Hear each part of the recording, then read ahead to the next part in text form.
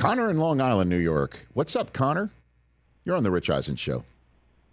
Hey, Rich, how you doing? What's up, Connor? I really appreciate you taking my call, and I know how busy this show gets, but I'm a long time listener to the show. Hey. First time caller. I'm a big Jet fan. I just wanted to, pick your brain on the current Hassan Reddick situation right now. I believe today was day 16 or 17 of his holdout. He's currently demanding an extension in the range of $25 to $28 million. He's about to hit 30 years old. Are you willing to pay a guy like Reddick $25 to $28 million? Personally, I am not. He hasn't shown me anything as a Jet yet. Okay. I have a couple of questions. First of all, Connor, you're impressive. How old are you, Connor? I'm 13. Attaboy. Okay. Wow.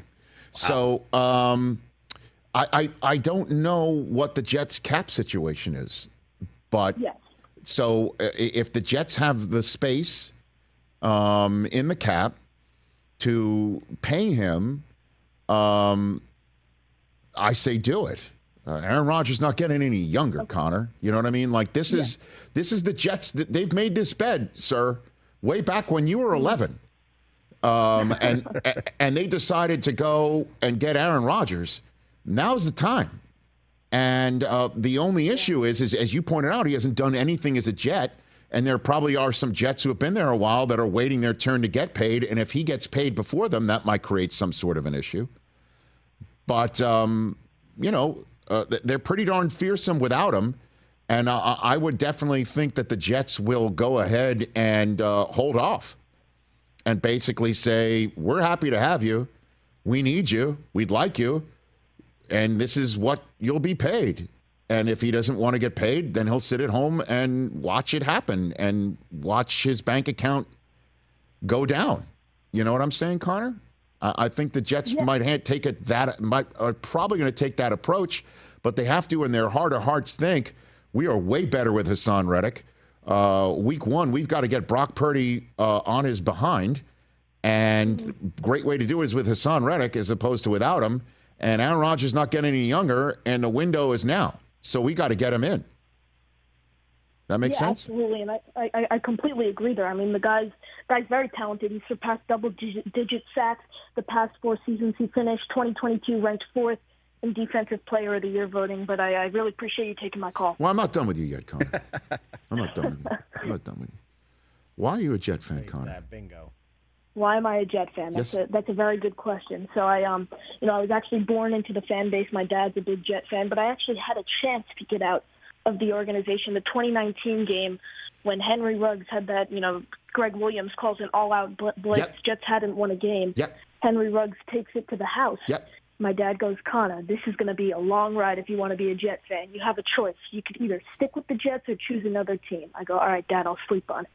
Next day, I woke up. I said, Dad, I'm riding with the Jets. Ever since I've been a diehard fan, I actually started my own Jets podcast in December where I actually interviewed Trevor Sikkema yesterday, who was on the show earlier this week. Connor in Long Island.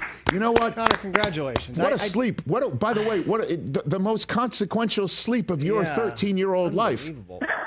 At this point, I would think. Was there another team? Were you considering when you hit the sack that night?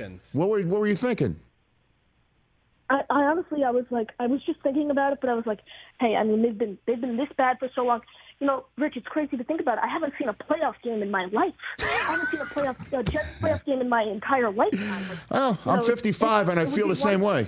It's close. Yeah, but I mean, hopefully this year is the year where we can, break that 13-year playoff drought and get into the playoffs with this very talented Jets roster. Yeah, because nobody wants to sit here and say it's Connor's fault.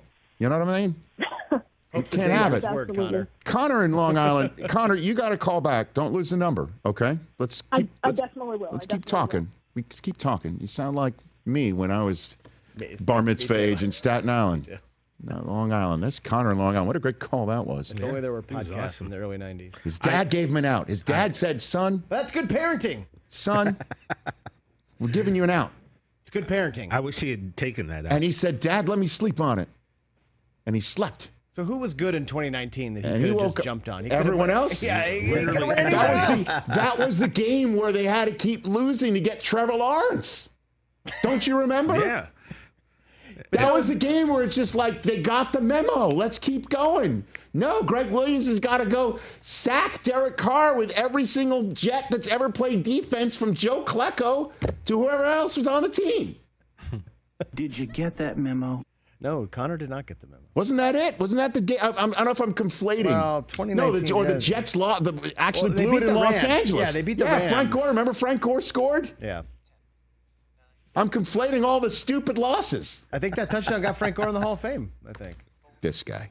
Catch the Rich Eisen Show every single day on the Roku channel, 12 to 3 Eastern, for free.